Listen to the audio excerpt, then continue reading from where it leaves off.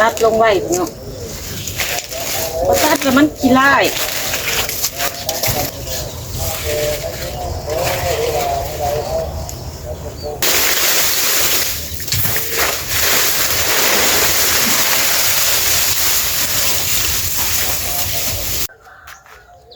โดยกับสบายดีเด้อพ่อแม่พี่น้องเบิดสุขุสุคนบรรยากาศตอนเช้าๆพี่น้องทางในบ้านเพิ่นก็เปิดโทรโข่งพี่น้องอยู่วัดประกาศประชาสัมพันธ์เรียกงานในบ้านในเมืองนี่แหละพี่น้องพอบ้านเพิ่นเปิดตอนเช้าพี่น้องจะเริ่มน้อยหนึ่งข่าวแล้วกะสิมาอนามัยต้นอ้อยแถวเฮือนนี่แหละพี่น้องแถวหลังตูบนี่พี่น้องมันมีกกอ้อยช่วงหนึ่งอ้อยก็วักไงพี่น้องลำแก่มันหลายเลยพอดีเห็ดกำแพงมันตันวันเห็ดกำแพงแล้วพันลงออกจนเบิดพันยายให้คนอื่นเอาไปกินน้ำเน่ปกติคันว่าอ้อยยำอ้อยเพิ่นปั่นอ้อยก็เริ่มปั่นเลยแหละพี่น้องช่วงนั้นบางมื้อที่มันฮ้อนพี่น้องแต่ว่ายามที่เพิ่นขายเท่ๆก็เดือน4เดือน5พี่เลยพี่น้องใกล้สิฮอดสงกรานต์แล้วก็เพิ่นขายน้ำอ้อยปั่นเลยพี่น้องอากาศร้อนพี่น้องเพิ่นเฮ็ดเป็นมัดขายก็ได้คือกันพี่น้องเอ้ยมัดหนึ่งกะเพิ่นใช้10 ลำพี่น้องแต่ว่าใส่ลำน้อยนะตัดเบิ่แล้วพี่น้องช่วงก่อนแล้วก็งัวกินในทางนั้นมันก็สีบางๆแล้วก็ตัดให้ข้าเจ้าน้ำเนสีบางๆนี่สีอนามัยขึ้นใหม่พี่น้องทางหลังเฮือนพี่กันลังอนามัยได้2-3 กอนี่แหละพี่น้องแล้วก็สีฮุบไปจูดพี่น้องสีฮุบไปจูดทางหลังทางส่วนเฮือนทางหลังส่วนทางหลังเฮือนพี่น้องเพราะว่าเริ่มสิปลูกพักเลยพี่น้องเพราะว่ากำแพงมันโจดกันเลยช่วงหนึ่งมั่างหัวปลูกมาได้พี่น้องปลูกพักขึ้นใหม่เพราะว่าแต่ละปีแกสิปลูกพักกินเฉพาะในเฮือนพี่น้องโดยเป็นจังใดก็ไปเบิ่งไปส้มน้ำกันเด้อพี่น้องเด้อ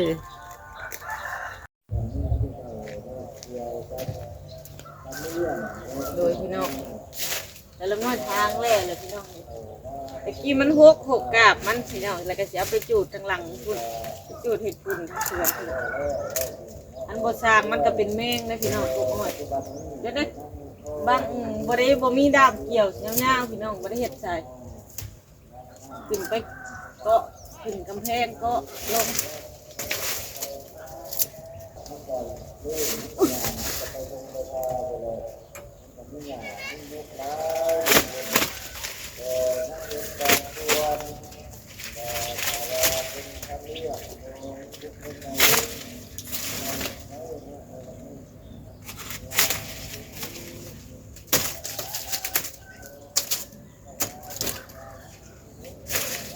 ไปแล้วจะไม่ไล่ตัด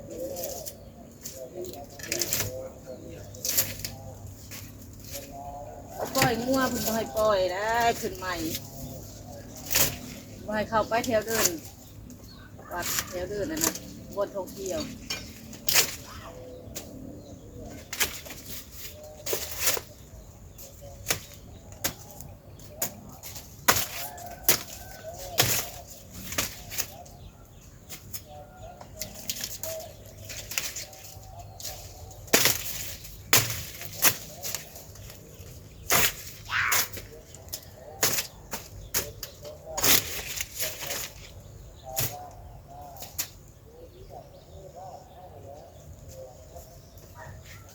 ตัวละ2 ล้านกีบขึ้นใหม่ไอ้ปล่อยตัดงัว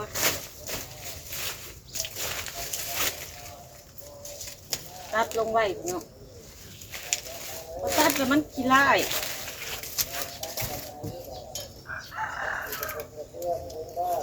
ตัดแล้วก็สิมัดแบบนี้เลย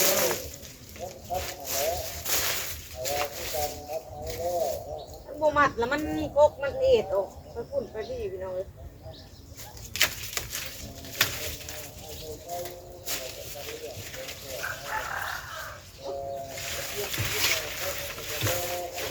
กกมันเอ็ดออกเลยเห็ดให้มันหกพี่น้องเพราะมันบ่งามนี่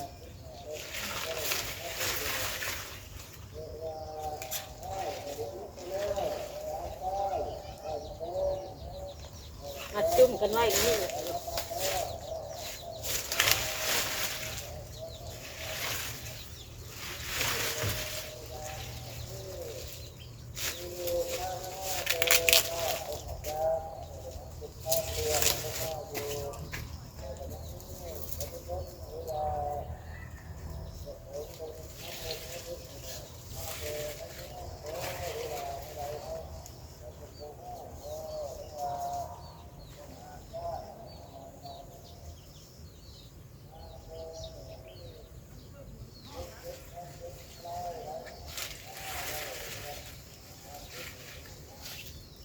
ไว้นั่นนี่เถอะพี่น้อง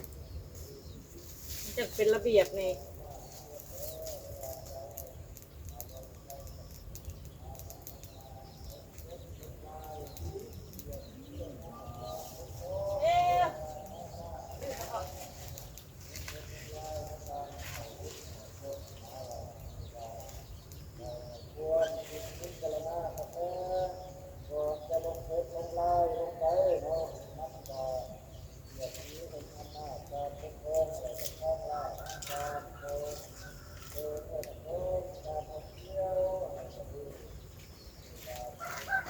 มัดไว้ให้มันเนี่ยงามอ้อยตัวที่มันป่งหอบที่สองเลยพี่น้องแบบหลังจากเขาตัดเลยตัดเห็ดหัวเลยพี่น้องพอดีมันป่งขึ้นมาอีกตอนนั้นแสลมน้อยบ่ได้มัดพี่น้องมันกระเอ็ดออกตัวใดมันแก่มันกระเอ็ดออกข้างๆลูกมันกระป่งขึ้นถ้ามันเอ็ดออกข้างนอกเลยลูกมันกระป่งขึ้นแล้วเสือกเอาไปอ้อมกินน้ำพี่น้องเนาะโอ้ยยอดอ้อยเนี่ยไปอ้อมกินน้ำ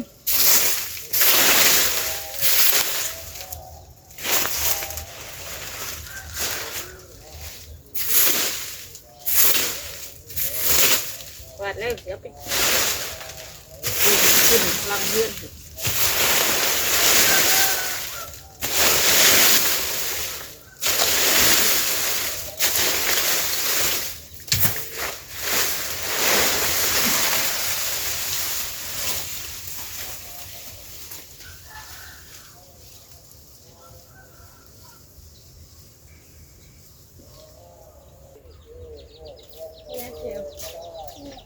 นุ่งส่งเลยลูกเด้อ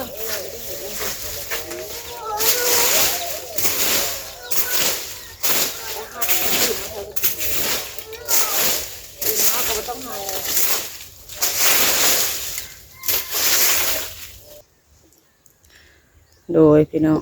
อนามัยกกอ้อยเทหลังตู้พี่ก็แล้วเลยพี่น้องแต่สิยับไปทางหลังพูดเลยพี่น้องส่วนทางหลังอนามัยแล้วเลยพี่น้องทางหลังเฮือนแต่สิมีแป้นมีอย่างในเด้อพี่น้องเด้อแป้นนั่นไม้ที่เอามาเห็ดบนที่คานเฮือนเลยพี่น้องเก็บมาโฮมไว้นี่แล้วเถอะกะเถอะหน้าเถอะในมีเวียกเห็ดกะเห็ดโตพี่น้องก็มะเขือใหญ่เลยนี่พี่น้องก็ได้กินอยู่ตลอดไอเที่ยวมาลิ่นอยู่ในนี่เลยพี่น้องย่ามพอแม่เห็ดเวียกเพิ่นก็ส้นก็มะเขืออยู่กกกล้วยกกอ้อยกะงัวกินอะไรพี่น้องก็เลยว่าแปลงขึ้นใหม่เบิดบัดนี้น้องที่ปลูกผักนี่ก็สิแปลงอนามัยขึ้นใหม่ก็มะเขือนี่สิตัดใบแปลงใบใหม่ก็มะฮุงนี่ก็พอได้ตำอยู่ได้พี่น้องเลยพูหลายอยู่กกอ้อยก็สิแปลงใหม่นี่เดี๋ยวพี่น้อง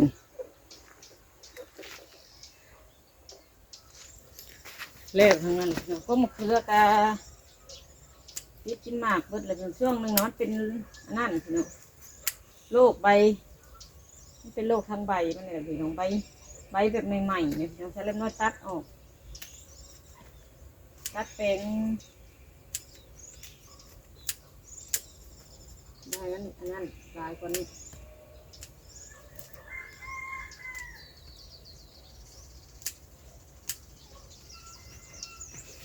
ก็มะเขือหมากใหญ่นี่พี่น้องเป็นโลหมากหนึ่งได้เป็นโลเลย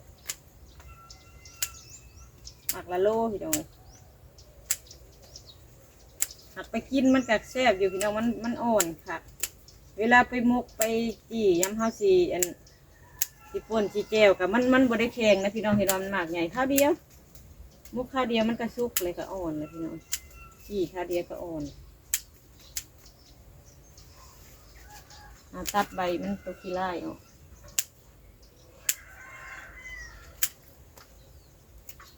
เป็นพวกกล้วยพวกอ้อยแถวเพื่อนตอนพี่น้องตอนเช้าวันนี้ก็ออกไปตัดไม้บ้านพื้นซอยน้องไผ่อยู่นอกพูนวันทางสะพานแล้วก็จุเพิ่นกองแล้วประจักตัวบ้านไว้ถ้ามันบุพ่อก็ยันจุเพิ่นได้มาหามมาตื่นอีกเปลี่ยนกันไปกองแล้วพี่น้อง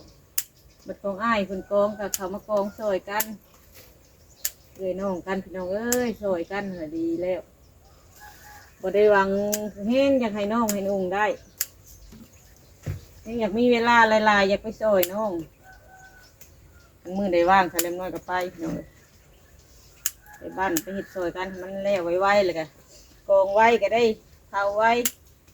ก็ได้ให้เพิ่นขายได้เติมน้ำมูกน้ำมันใช้หันมัน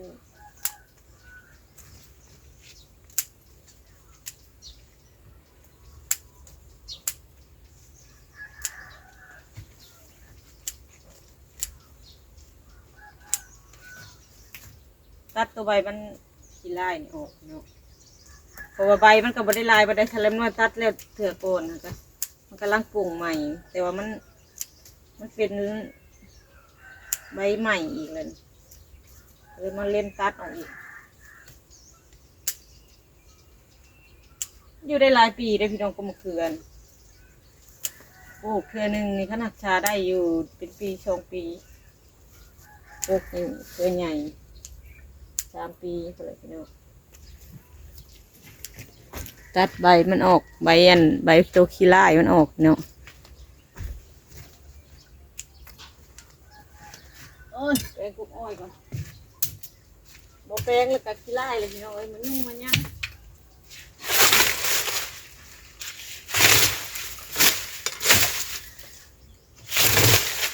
เสียงให้ก็เอาลงเป็นสูงค่ะ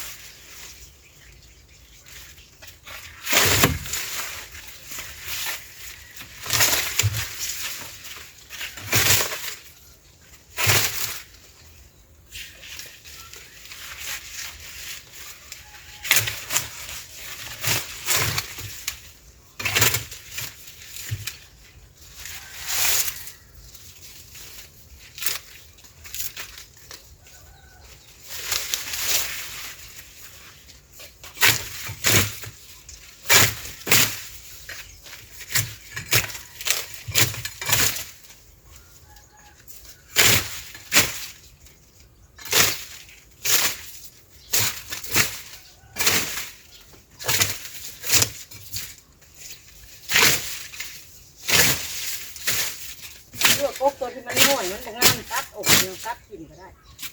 โป่งใหม่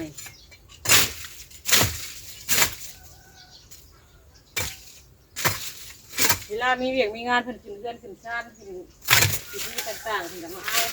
เอาก็ได้พี่น้องอึดอ้อยอึดลำมันน้อย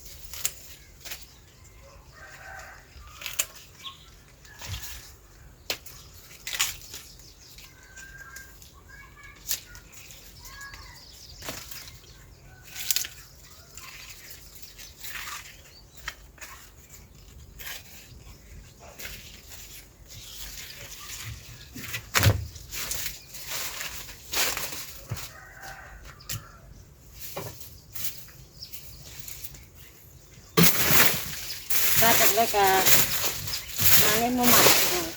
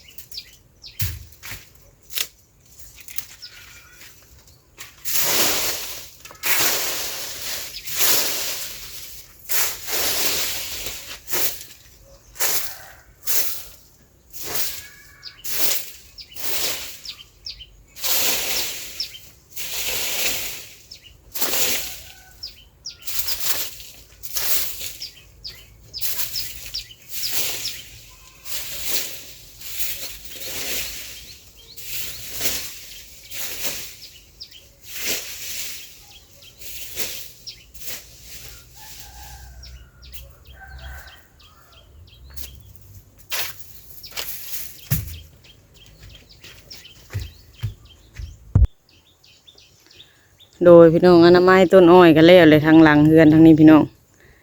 ย่างตะเลาะไปทางพุ่นเลยพี่น้องข้างเบื้องนั่นกับทางหน้าเฮือนก็สิอนามัยเลาะไปเรื่อยๆเลยพี่น้องเพราะว่าสารเมืองก็เสียอนามัยแบบนี้ไปตลอดเลยพี่น้องอาชี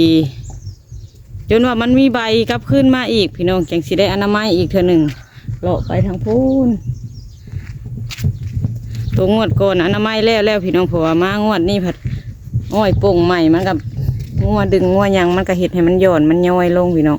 เอาเป็นยังไงซาเล็มน้อยก็สิขอจบคลิปก็เด้อพี่น้องไปเห็ดเวียกเห็ดงานต่อก่อนบัดนี้พี่น้องยังไงก็สบายดีเด้อพี่น้องเด้อไปอนามัยแถวหนองน้ำอันนี้สิเป่งน้ำใส่ไม้เบิดนี่อนามัยไปทางหลังพุ่นแหละไปหดกองพื้นพุ่นแหละทางนั้นอนามัยแล้วเลยพี่น้องยังแต่ขายกองอนามัยไปนี่กวาดขี้เหงื่อไปจูดแถวนี่อยู่เสนานพักเลยพี่น้องเอาสิ่งใดก็ขอตัวลาไปก่อนเด้อพี่น้องเด้อสบายดี